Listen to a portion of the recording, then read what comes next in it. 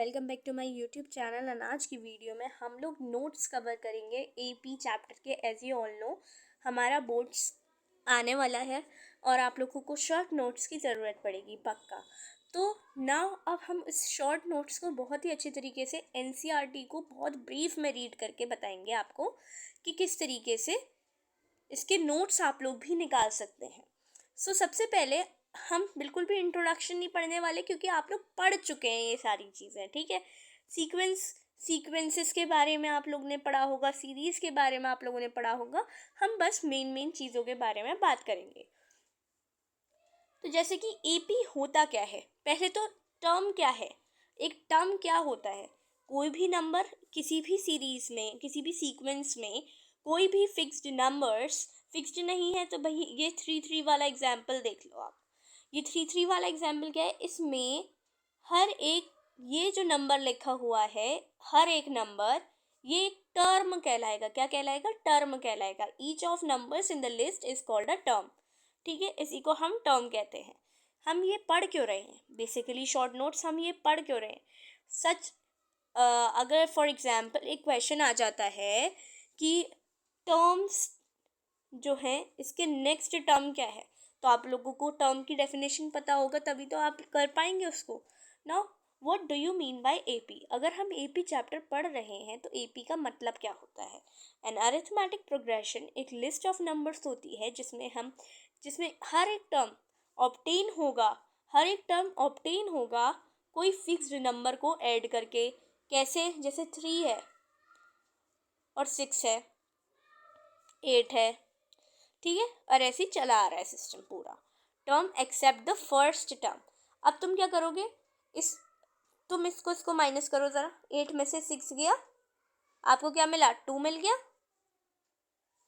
अब इसमें जब हम क्या करेंगे, 2 ऐड करेंगे प्रीसीडिंग टर्म में से। अगर हम ये प्रीसीडिंग टर्म में कोई फिक्स्ड नंबर 2 को ऐड करेंगे, इसमें 2 को ऐड करेंगे तो क्या मिलेगा? 10 मिल जाएगा हमें। तो हम इस तरीके से एपी फॉर्म कर सकते हैं। This is the definition of AP, this fixed number. अब ये जो फिक्स्ड नंबर हम ऐड करेंगे टू प्रीसीडिंग टर्म्स में, तो वो क्या है? वो एक कॉमन डिफरेंस कहलाता है। वो क्या कहलाता है? कॉमन डिफरेंस किसी भी एपी का। अब हमें क्या पता रखना है कि कॉमन डिफरेंस जिसको हम डी से डिनोट करते हैं वो पॉजिटिव, नेगेटिव और 0 हो सकता है, बस उसके अलावा और कुछ नहीं होगा। Now what does one mean by progression. Progression क्या होता है भैया? प्रोग्रेशन क्या होता है? ये कुछ स्पेशल टाइप्स के सीक्वेंसेस होते हैं जो कि डेफिनेट पैटर्न को फॉलो करते हुए चलते हैं। जैसे +2 का कॉमन डिफरेंस है तो +2 प्रोग्रेशन कहलाएगा कि हम हर किसी में +2 कर रहे हैं। तो ज्योमेट्रिक प्रोग्रेशन भी होता है जिसमें हम मल्टीप्लाई करते हैं फिक्स्ड नंबर को। एक होता है हार्मोनिक प्रोग्रेशन जो कि आप लोगों को नहीं पढ़ना है अभी। आगे बढ़ते हैं अगर हम लोगों को जनरल फॉर्म ऑफ एपी याद रखना है। अगर हमें जनरल फॉर्म ऑफ एपी पता होगा तो हम किसी भी एपी को फॉर्म कर सकते हैं। N is the nth term, जहाँ तक हमें जाना है। लास्ट वन टर्म कौन सा है? एन। और ए क्या है? फर्स्ट टर्म, सबसे पहले आने वाला। ये सब लोग तो आप लोग जान ही रहे होंगे क्योंकि आप लोग पढ़ चुके हैं। इसको बस हम रिवाइज कर रहे हैं एक तरीके से। N is the number of terms, उनमें से 1 माइनस करा। और d is particularly common difference, उस पर्टिकुलर कॉमन डिफरेंस को हम कहते हैं डी। यही जनरल फॉर्म है किसी भी एपी का। तो एमसीक्यू में आपसे पूछा जा सकता है कि भैया जनरल फॉर्म ऑफ एपी क्या है। तो general form of AP is n is equals to a plus n minus 1 into d, ठीक है। It is a formula to find n term और ए और एन और डी, ठीक है। इनफाइनाइट अरिथमेटिक प्रोग्रेशंस होते हैं कौन से? जिसमें कोई भी डेफिनेट नंबर नहीं होते। जैसे ये इनफाइनाइट का एग्जांपल है। Where as 3 and 3 is finite क्योंकि इसके आगे कॉमन डैश नहीं लगा। फिक्स्ड टर्म्स है, इसमें फिक्स्ड टर्म्स है, इसलिए ये फाइनाइट एपी होगा, ये इनफाइनाइट एपी होगा, ठीक है। ये हो गया हमारा एपी बेसिकली, ठीक है। फाइनाइट एंड इनफाइनाइट हमने ये भी कवर कर लिया। और हमें ये याद रखना है, एक एपी में ज़्यादा से ज़्यादा अगर आपको एपी फॉर्म करने को आता है तो आप 3 टर्म्स तो एटलीस्ट लिख के आएंगे क्योंकि 2 टर्म्स से हम ये नहीं पता लगा सकते whether it is a AP और नॉट। हमें कितने टर्म्स चाहिए रहते हैं, एटलीस्ट हमें कितने टर्म्स चाहिए रहते हैं, 3 टर्म्स ज़रूरी हैं एक एपी में रहना, ठीक है ना। हर प्रोग्रेशन जो होगा, प्रोग्रेशन क्या है, प्रोग्रेशन अभी जिसको हमने डिफाइन किया, हर प्रोग्रेशन जो होगा वो एक क्या होगा, सीक्वेंस होता है, सीक्वेंस में ही पाया जाता है ना प्रोग्रेशन। फिर हमारा एग्जाम्पल आ जाता है, इसको सॉल्विंग कैसे करनी है, फिर हमारी 5.1 पूरी उस फॉर्मूले पे बेस्ड है। अगर आप लोगों को फॉर्मूला आता है और फॉर्मूले पे भी बेस्ड नहीं है वो फॉर्मूला, अब आप लोग पढ़ेंगे इसका, ठीक है, ये नॉर्मल था।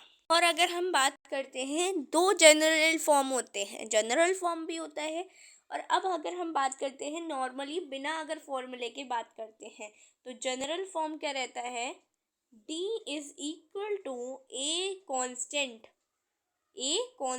माइनस ए कांस्टेंट माइनस 1, उसमें से एक को घटा देते हैं, तब हमें क्या मिल जाता है, जनरल फॉर्म ऑफ एपी मिल जाता है।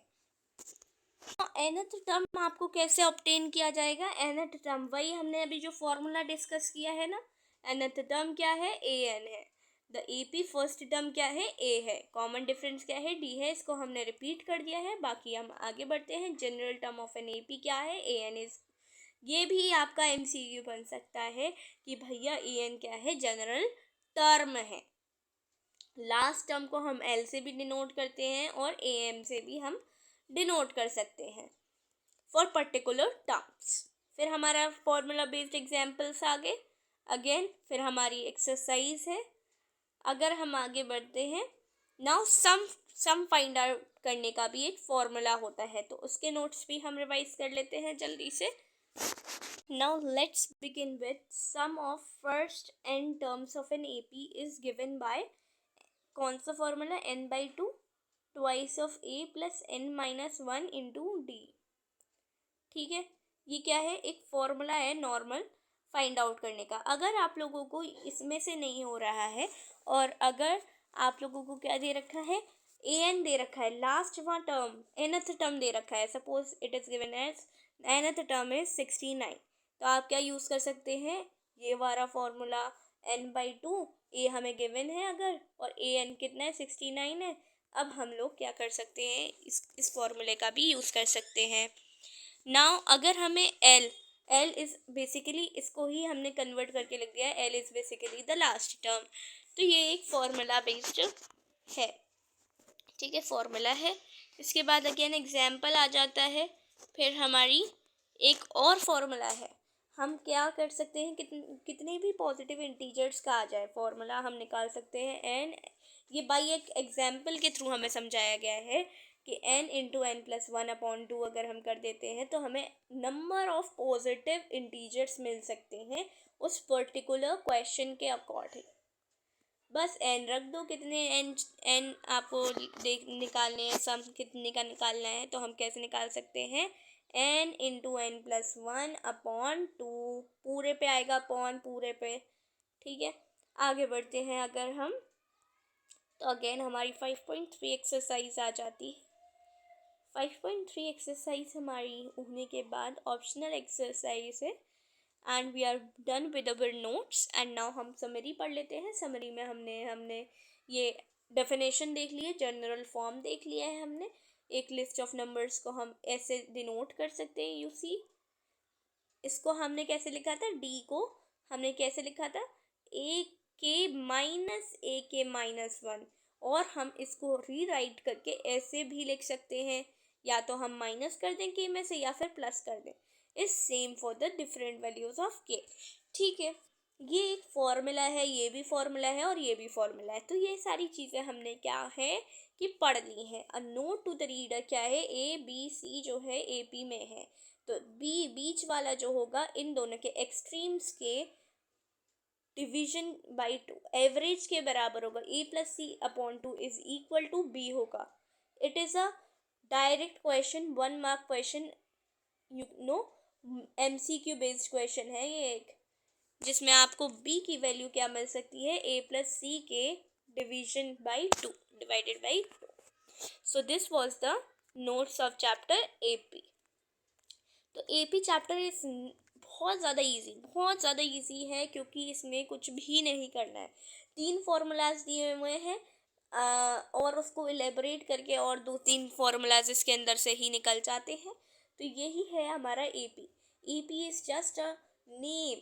ये कोई टिपिकल चैप्टर नहीं है, बहुत इजी चैप्टर है, इसको इजीली करा जा सकता है। और इसमें जो जिस एक एक ऐसा क्वेश्चन है इसमें जिसके 8 और आई डोंट नो 10 पार्ट्स हैं आई थिंक उस क्वेश्चन के ही, उसमें से 8th पार्ट बहुत ज़्यादा इम्पोर्टेंट है।